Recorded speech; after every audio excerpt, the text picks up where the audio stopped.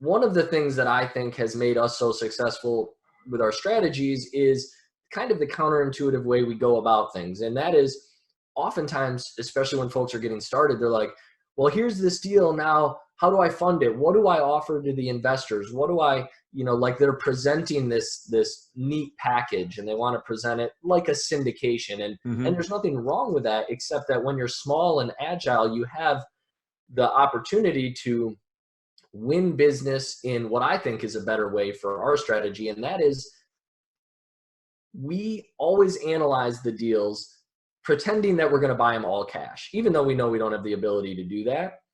And when we do that, we can then get a better picture and work backwards to say, okay, what can this deal afford? Can it afford an equity play? Can it afford all debt? Can it afford 10%, 12%?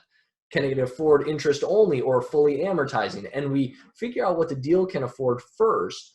And then we go to our investors who we've had a relationship with, or even a warm or coldish market if we have access to one.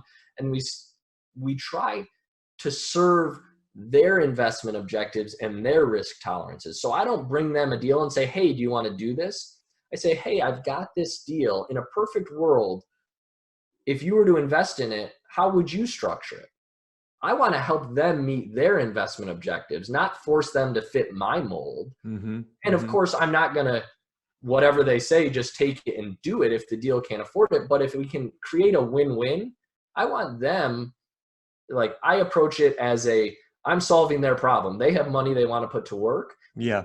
and they have ideas on how they'd like to put that money to work. Yeah. If my deal can be tweaked to allow them to put their money the way they want to, then I'll do it.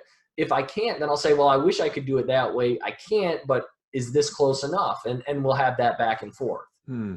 But That's again, really good. that's after you find the deal. Yeah, you got to get the deal. Man, we can get into so many more things because all the practical aspects of, okay, you got the deal, how do you write this thing up? Where do you get the contract from? All this kind of stuff. So, but anyway, the big picture is that's really good because you look at it from a cash perspective. Here's the deal. Here's the cap rate, whatever, our closing costs. Now, how can we structure this to help it make sense for us and for a potential investor if I need one or, whatever the situation